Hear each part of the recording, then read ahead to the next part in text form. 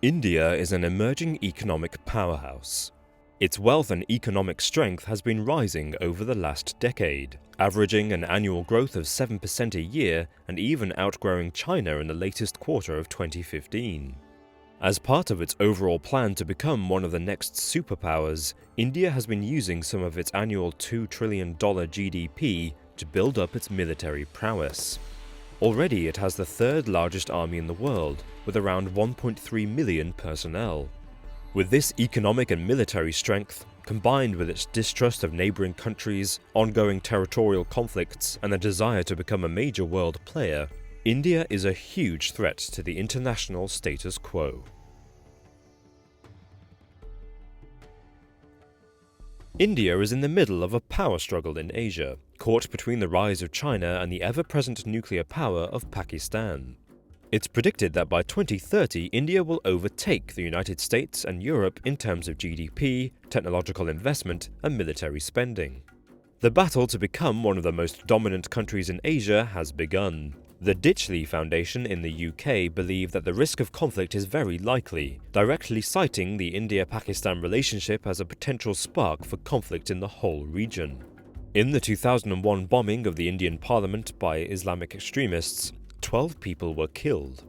India responded by mobilizing its largest force since the 1971 Indo-Pakistani War, sending this force to fight against the Jaish-e-Mohammed terrorists.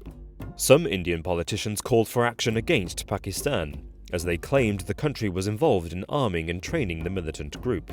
Although recently tension has died down somewhat between the two countries, their relationship is still volatile.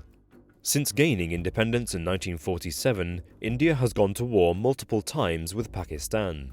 Both countries have repeatedly fought over the Kashmir region in the north, where there are actually no official borders, just a line of control between the two disputed areas. As a result, India and Pakistan have been arming themselves, both conventionally and with nuclear armaments. Since 1997, India's defense spending has doubled in real terms. In 2015, it set its defense budget at $49.7 billion, the sixth largest in the world.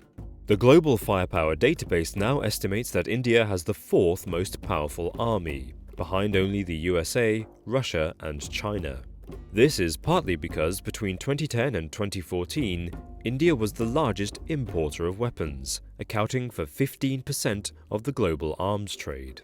Pakistan's capital, Islamabad, is now under pressure to increase its nuclear stockpile as a deterrent, as well as potentially building short-range missile systems and low-yield warheads for a closer, more targeted attack on its rival.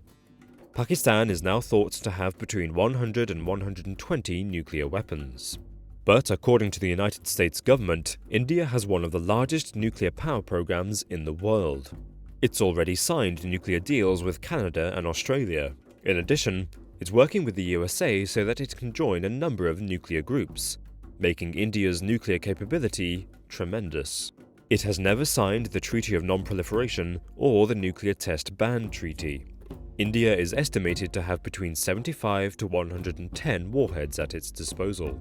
But although it possesses fewer nuclear weapons than Pakistan, India is thought to be one of 4 countries that possesses a full nuclear triad, being able to launch by sea, by air, or by land. The Indian Army also boasts around 300 tanks, nearly 2,000 military aircraft, and over 200 naval ships. It's not implausible to predict that a new India-Pakistan conflict could trigger a nuclear war. Financially, India is also incredibly powerful. It has one of the fastest-growing economies in the world, increasing its GDP from $267 billion in 1992 to $1.85 trillion in 2012. The World Bank for GDP predicts India will control 20% of the world's share of money by 2040, lagging behind only China. This growth and trading power has attracted the attention of many Eastern and Western powers. Recently, India signed a trading partnership with Japan, which will soon make each other their largest trading partners. India also has deals with Russia, America, Indonesia, Australia, South Korea, and several other countries. India's strategic partnerships allow it to experiment with many different political ties. whilst not overcommitting to an arrangement that may affect their aim of becoming a major global influence. If all goes to plan, in as little as 15 years, India will become one of the most powerful, wealthiest, and therefore influential countries in the world. In 2015, NATO Secretary-General Jens Stoltenberg declared that the West is in greater danger from Russia than it ever faced during the Cold War. Employing a paranoid rhetoric that portrays Russia as being bullied by the Western powers, the unstable figure of Vladimir Putin rules with a tight grip and one of the world's largest nuclear arsenals at his disposal. But how dangerous is Russia?